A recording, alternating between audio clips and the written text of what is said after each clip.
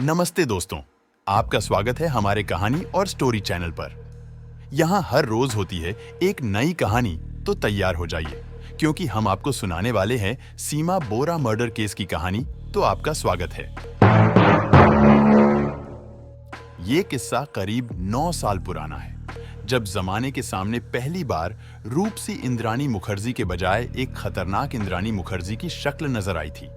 इंद्राणी मुखर्जी को पहली बार कानून के शिकंजे में उस वक्त घिरा देखा गया था जब उस पर ऑनर किलिंग का संगीन इल्जाम लगा था।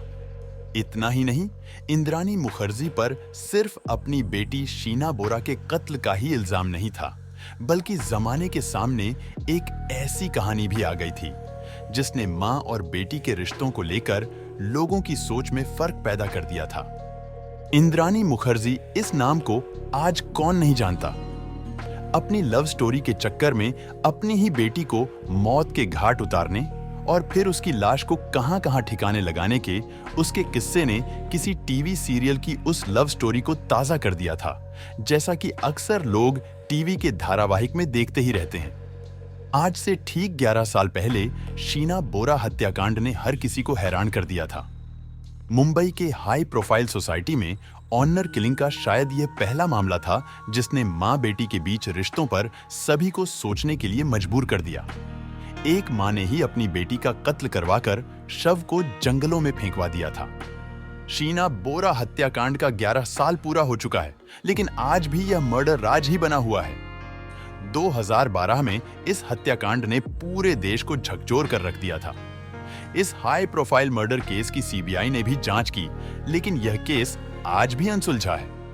यह एक ऐसी मर्डर मिस्ट्री है जिसका रहस्य आज तक सामने नहीं आया। हत्या की यह गुत्थी इतनी पेचीदी थी कि शुरू में शीना बोरा के शव को इंद्राणी मुखर्जी ने अपनी बहन बताया था, लेकिन पुलिस पूछताछ में उसने खुलासा किया कि वह उसकी बेटी थी।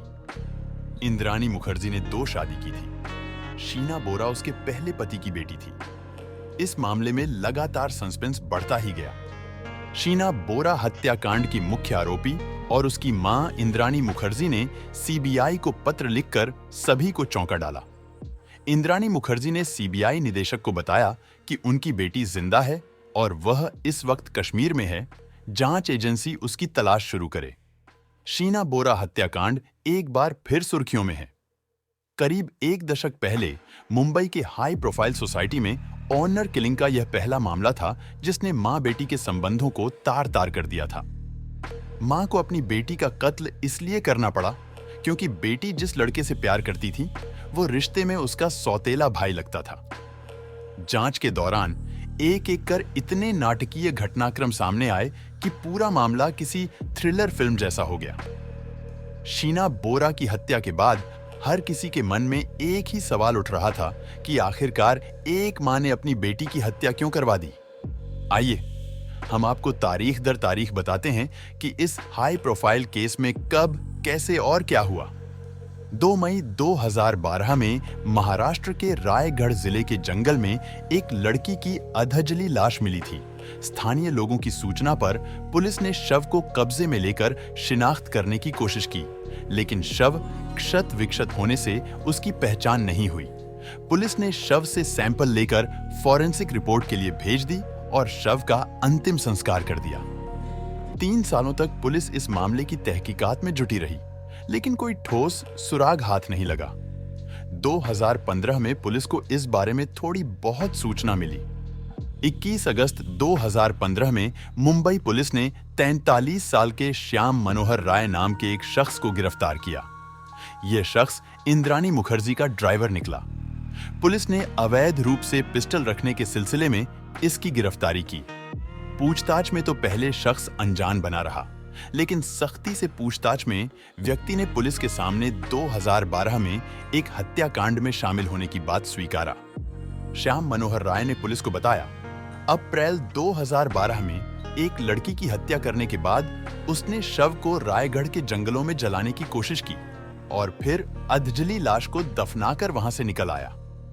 मुंबई पुलिस की टीम रायगढ़ पुलिस के साथ इस मामले की जांच में जुट गई। श्याम मनोहर राय की निशानदेही पर जंगल में खुदाई में एक महिला की लाश के कुछ अवशेष मिले। मुंबई पुलिस इस हत्याकांड की तह तक पहुंचना चाह रही थी, लिहाजा पुलिस ने श्याम मनोहर राय से पूछताछ शुरू की। राय ने पुलिस के सामने सच सच बोलना शुरू किया। मनोहर राय ने बताया कि कुछ वक्त पहले वह पीटर मुखर्जी की पत्नी इंद्राणी मुखर्जी का ड्राइवर था। इंद्राणी के कहने पर ही उसने शीना बोरा को गला दबाकर हत्या कर दी। इतना ही नहीं, किसी को इस बारे में पता न चले इसलिए लाश रायगढ़ के जंगल में दफना दिया। इसी खुलासे के बाद मुंबई पुलिस ने इंद्राणी मुखर्जी को मुंबई में उसके घर से गिरफ्तार किया। इंद्राणी मुखर्जी अपने ऊपर लगे आरोपों से इनकार करती रही, बल्कि यही कहती रही कि शीना उसकी बहन है और 3 साल से अमेरिका में रह रही है। लेकिन मुंबई पुलिस ने जब श्याम मनोहर राय और उसका सामना कराया तो वो बेटी की हत्या करने की बात कबूल कर ली। बेटी को मारने के लिए मां ने रची साजिश। पुलिस के मुताबिक इंद्राणी और शीना के बीच संबंध अच्छे नहीं थे। शीना बोरा इंद्राणी के पहले पति की संतान थी। इंद्राणी शीना के बीच आए दिन विवाद होते रहते थे। इंद्राणी ने शीना को मारने के लिए अपने ड्राइवर के साथ साजिश रची। 2 मई 2012 में इंद्राणी ने शीना को बांद्रा में मिलने के लिए बुलाया, फिर उसे कार में बैठाया। कार में ड्राइवर श्याम राय के अलावा एक शख्स और थाई। इसके बाद कार में ही शीना की गला दबाकर हत्या कर दी गई। इंद्राणी ने ड्राइवर मनोहर राय को लाश ठिकाना लगाने को कहा। ड्राइवर राय लाश को मुंबई से 100 किलोमीटर दूर रायगढ़ के जंगल में लेकर पहुंचा। पहले तो उसने जलाने की कोशिश की, लेकिन फिर बाद में उसे दफना दिया। इस मामले में पुलिस ने इंद्राणी के पति पीटर मुखर्जी और बेटे राहुल से भी पूछताछ की। बाद में पीटर को गिरफ्तार कर लिया गया। पीटर मुखर्जी भारतीय टीवी इंडस्ट्री का जाना पहचाना नाम है। पीटर ने 2002 में इंद्राणी से शादी की थी। पीटर की यह दूसरी शादी थी। इंद्राणी के पूर्व पति संजीव खन्ना को भी कोलकाता से गिरफ्तार कर लिया था। लेकिन सबसे हैरानी की बात यह है कि कत्ल के इस मामले में देश की सबसे बड़ी जांच एजेंसी ने भी हाथ डाला। सीबीआई ने भी इस मामले की परत दर परत खंगाली, मगर उसके हाथ भी खाली के खाली ही बने रहे और शीना बोरा की हत्या का सस्पेंस आज तक कायम है। ड्राइवर के इस बयान ने पुलिस को सीधा इंद्राणी मुखर्जी के सामने ले जाकर खड़ा कर दिया था। पुलिस जब इंद्राणी को हथकड़ी पहनाने उसके सामने पहुंची तो उसने तमाम इल्जामों से इनकार कर दिया और उल्टे श्याम मनोहर को ही कसूरवार ठहराने लगी। इंद्राणी पर शिकंजा कसने के बाद पुलिस ने उनके पति पीटर मुखर्जी को भी सवालों के दायरे में ले लिया। उस वक्त पीटर मुखर्जी टीवी इंडस्ट्री का एक बड़ा नाम हुआ करता था। पूछताछ में ही ये बात सामने आई कि पीटर मुखर्जी और इंद्राणी मुखर्जी दोनों की ये दूसरी शादी थी। पीटर ने इंद्राणी के साथ साल 2002 में शादी की थी, जबकि इंद्राणी उससे पहले अपने कारोबारी पति संजीव खन्ना से दूर हो चुकी थी। हालांकि दोनों की एक औलाद भी शीना बोरा, जो उस वक्त अपनी नानी के घर ही रहा करती थी। बताया जाता है कि शीना बोरा जिस लड़के से प्यार करती थी वो रिश्ते में उसका ही सौतेला भाई था, और ये बात इंद्राणी ने न तो शीना को बताई और न ही किसी और को। लेकिन उसे शीना के इस रिश्ते से ऐतराज था और बताया जाता है कि यही रिश्ता मां बेटी के बीच झगड़े की असली वजह थी।